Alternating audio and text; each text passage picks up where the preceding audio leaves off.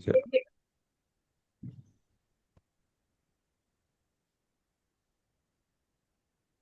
Oke, selamat pagi, siang, sore, dan malam. Kami dari kelompok Futsal akan mempresentasikan untuk kedua kami.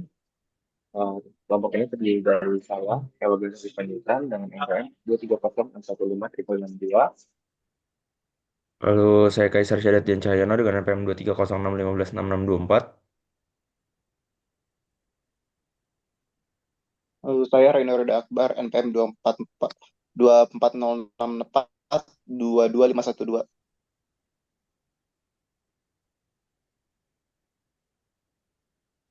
Oke, kami mendapatkan tes 4, yaitu monitoring atau air pada tangki eksperimen, yang dimana berbagai perbandingan laboratorium elektromekanik ini melibatkan tangki air yang volume dan level airnya menentukan validitas hasil eksperimen. Saat ini teknisi mengukur level air secara manual dengan jauh dan mencatat hal ini secara berkala membuat reaktivitas terhadap kondisi kritis terlambat. Jika level air terlalu rendah, pompa bisa mengalami membengkak dan rusak. Jika terlalu tinggi, tes kita menguap mempunyai perawatan di sekitar dengan beberapa tangki dan bersama pada waktu yang sama. Monitoring manual menjadi tidak aktif dan rawan kelainan. Oleh karena itu, diperlukan sistem terdistribusi di mana setiap sensor asal otomatis mengirim bacaan ke server monitoring, memungkinkan deteksi dan penanganan kondisi kritis secara indikator. Oke, latar belakangnya yang pertama adalah pemantauan manual. Di sini kita mendapatkan permasalahan, yaitu misalnya adalah pemantauan manual level air masih inefisien dan rawan keselamatan. Jadi deteksi tugas, risiko merusak kesehatan serta menggagalkan eksperimen. Lalu di sini kita bisa memproblem breakdown-nya, yaitu yang pertama adalah pemantauan manual lambat. Solusinya apa? Jadi kita membuat sistem client server berbasis reference bus yang memungkinkan pengiriman data level air secara otomatis dari sensor ke server sehingga pemantauan menjadi lebih cepat, efisien, dan akurat. Lalu masalah yang kedua adalah keterlambatan dalam mendeteksi kondisi kritis seperti cairan atau overflow. Solusi yang kami bawakan adalah cara real mendeteksi level air yang terlalu rendah atau terlalu tinggi sehingga dapat segera memberi peringatan atau mencatat kejadian untuk mencegah kerusakan. Masalah yang ketiga, yaitu adalah tidak adanya sistem cadangan dan dokumentasi otomatis. Maka solusi yang kami bawa adalah belajar dari klien, tingkat profile dan secara bersalah dan peristiwa prestis diekspor ke file JSON menggunakan pustaka endorsement atau JSON sehingga informasi bagian ini terdokumentasi dan bisa ditinjau. Lalu di sini ada 4 tujuan. Yang pertama adalah sistem otomatis, itu dirancang untuk menggantikan metode pengukuran atau air manual yang memakan waktu dan menyebabkan kesalahan. Nah, dengan sistem otomatis memang itu sensor level air akan secara kontinu mengirimkan data ke sistem monitoring, sehingga memastikan bahwa informasi mengenai level air itu selalu update. Lalu yang kedua adalah deteksi risk, yaitu salah satu tujuan utama untuk mencegah kerusakan perawatan akibat level air yang terlalu rendah atau terlalu tinggi. Sistem akan secara otomatis mendeteksi kondisi krisis ini dan cepatnya memungkinkan tindakan yang korektif segera untuk menjaga keamanan keadaan eksperimen. Hal yang ketiga adalah ketika otomatis dan jadi tidak perlu lagi melakukan ukuran dan pencatatan manual di setiap tangki. Lalu yang terakhir adalah history data. Dalam pemakaian real time dan deteksi kritis, sistem juga berguna untuk membangun basis data level air yang komprehensif. Nah, ini merupakan deskripsi solusi. Yang pertama adalah plugin. Yang itu ada beberapa yang kami bawakan yang kami lakukan koneksi itu membuat koneksi TCP atau network di backbone. Lalu internet data itu menghasilkan info acak setiap 1 detik. Lalu mengkonversikan itu membentuk extend dan level dalam data sensor. Lalu kirim data yaitu kirim data sensor binar ke server yang sorted. Lalu terakhir adalah konfirmasi yang ditampilkan pesan data yang terkirim. Kalau di server ada inisiasinya itu untuk dia buat dan membuka soket listener di port, lalu menerima koneksi itu dengarkan terima koneksi klien, tangannya di titik terpisah. Lalu proses data, menerima data sensor binar dari klien, lalu ada penyimpanan yaitu mencatat ke data log, itu backup ke binar, log data kritis ke JSON, dan tampilannya akan tampilan data diterima ke konsol. Nah, untuk pencarian yang pengertiannya, Itu mekanismenya adalah data disimpan di S data vector, lalu teridentifikasi otomatis data kritis, lalu data kritis didapat ke kritis web JSON.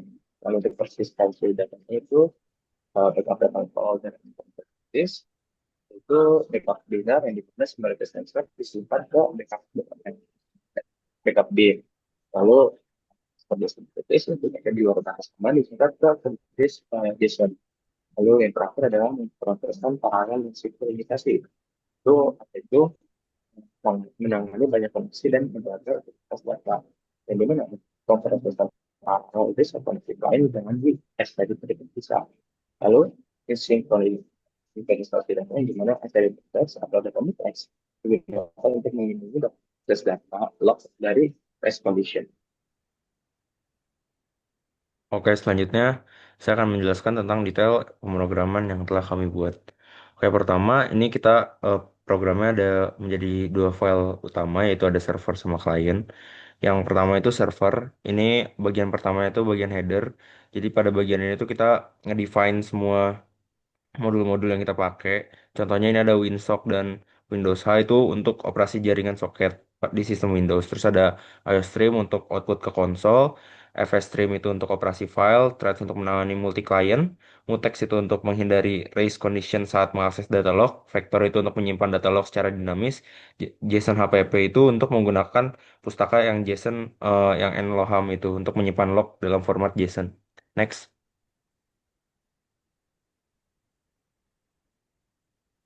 Oke, pada bagian kedua ini kita ngedefine port buat server itu port berapa nanti buat dimasukin ke kliennya biar sama-sama tahu ada di port berapa. Terus ini ada juga kita ngedefine variabel buat batas-batas airnya yang minimalnya itu di 25 dan maksimalnya itu di 75. Terus ini juga ada function pakai variable struct itu buat data sensor. Jadi nanti eh, dari klien itu disimpan berupa waktu yang itu yang detik sama level sensornya itu eh, berupa float itu eh, dengan variabel level. Next. Lalu di sini ada function lagi buat backup file dari backup file backup ke file biner. Itu fungsi yang menyimpan data sensor ke dalam backup.bin dalam bentuk biner yang berfungsi untuk menyimpan data mentah yang efisien dan mudah diproses ulang. Selanjutnya ada fungsi buat menyimpan data ke JSON. Itu gunanya buat ketika level air udah di batas aman, itu data bakal disimpan dalam format JSON ke file kritis.json. Next.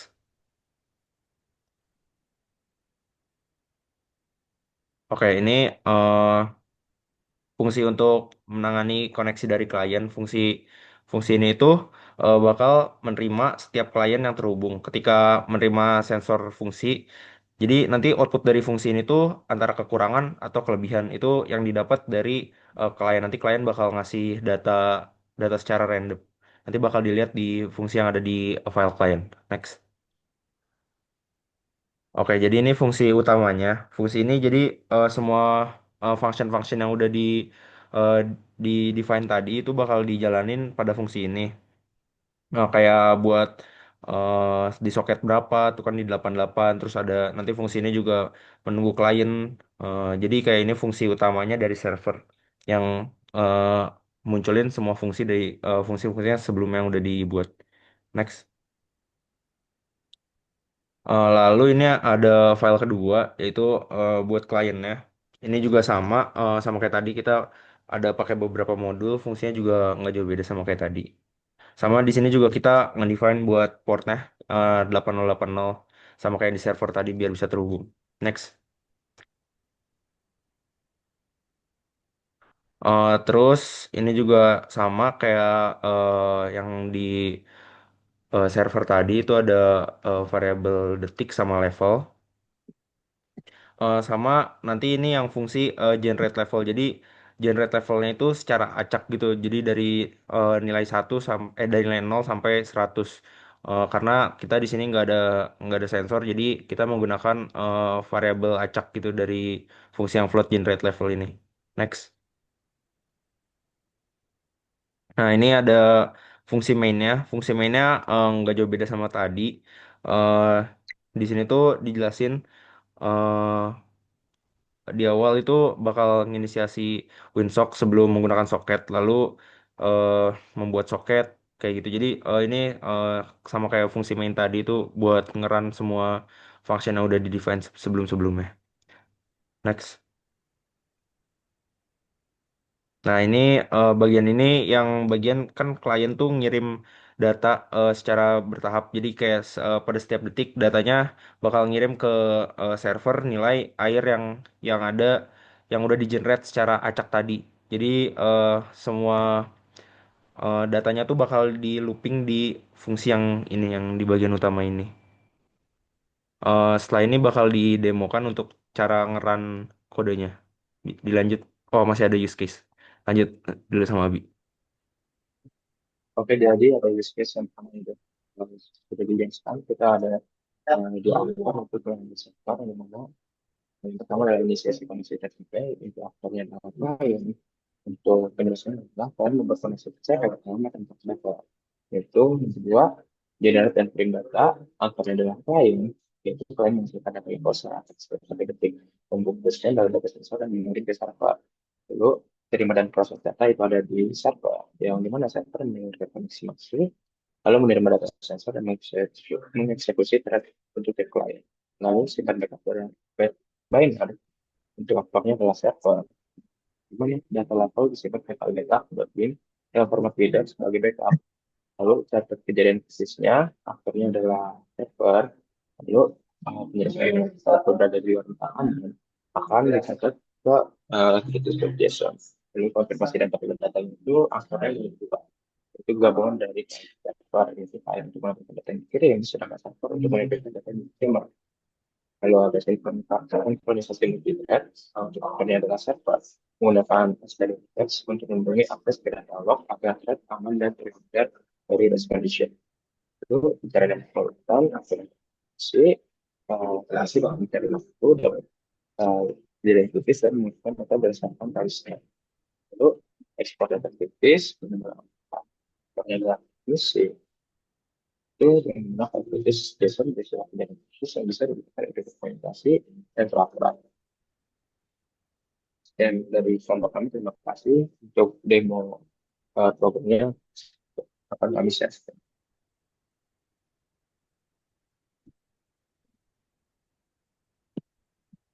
Oke, di sini sekarang gua akan mencoba untuk ngeran kodenya sendiri itu. Buat ngeran kodenya ini, gue sekarang akan menggunakan PowerShell, Windows PowerShell. Nah, yang pertama kali akan gue lakuin ini adalah gue ngeran si servernya dulu. Dan dia pakai GPP, nama filenya dulu apa, karena ini buat ngeran server, berarti gue kemarin naruh nama file itu server.cpp.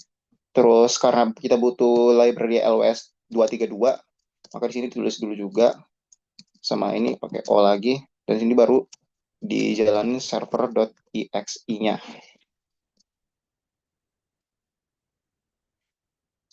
Ditunggu sebentar lagi ini loading. Nah, kemudian buat di run sebenarnya untuk run server. Nah, dia akan menunggu koneksi di port 808. 808 itu kan adalah port yang kita gunakan tadi di dalam codingnya. Dia masih menunggu itu karena belum ada klien yang nyala. Nah, buat sekarang kita nyalain lagi klien. Dia bakal pakai ini G plus nama filenya kalau gue bikinnya kemarin itu adalah client.cpp, terus taruh lagi library-nya sama ini server.exe.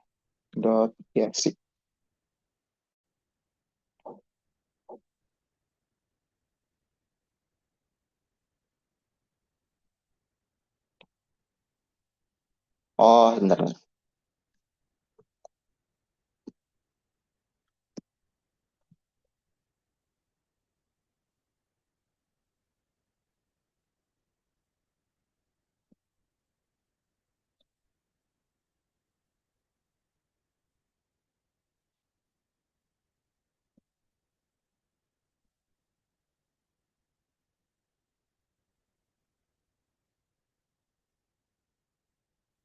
Kok ini sih?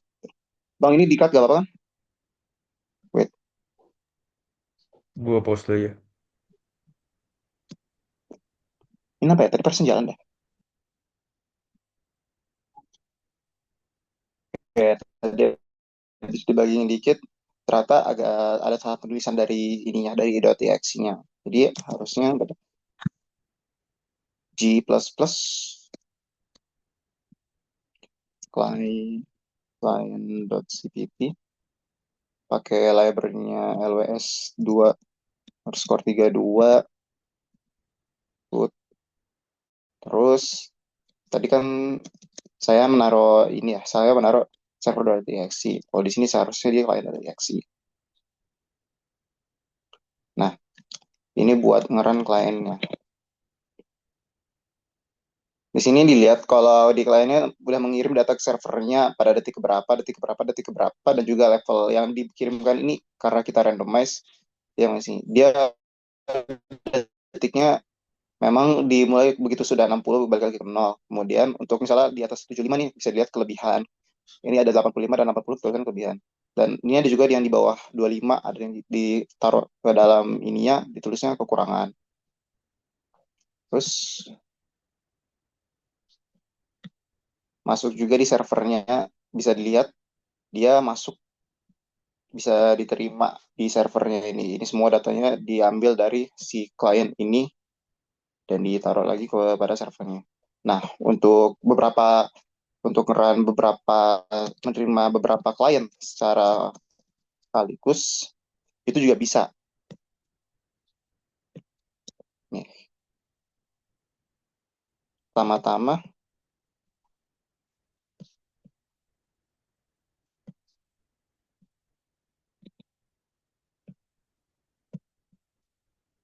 diibu bikin lagi klien baru di di dalam ini, dalam address ini.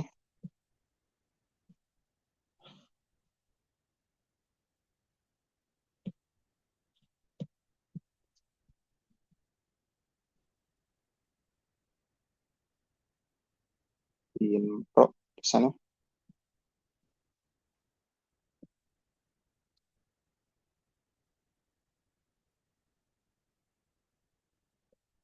Sama ini ya, buat ngerannya sama persis seperti klien yang sebelumnya. Di sini klien dan coba di run secara bersamaan. Di sini bisa dilihat dia detiknya mengalami overlap di sini. Di sini dimulai dari 47, ntar begitu 50. Di sini juga mulainya detik dari 50 di klien kedua. Dan data yang diambil dari servernya ini menjadi nggak cuma 10, tapi ada 30. Sama disebutkan lagi kalau untuk setiap klien ini, setiap kali satu kali run, dia bakal memberikan 10 instance data. Dan kalau si servernya, dia akan terus menerima data terus sebelum dimatikan dengan menggunakan Ctrl C seperti itu. Buat running kodenya, dari saya seperti itu, dari kelompok kami.